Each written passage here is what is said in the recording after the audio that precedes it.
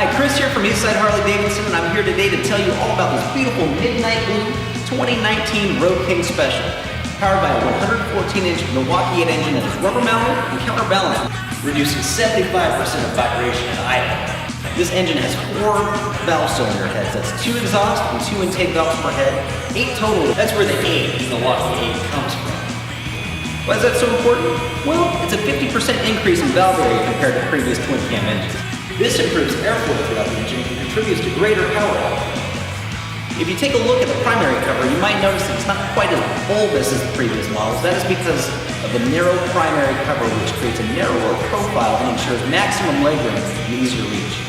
Not only does this engine pack a lot of power, but it also runs incredibly smooth. Speaking of smooth, it really made smooth a thing between the engine and the emulsion rear suspension.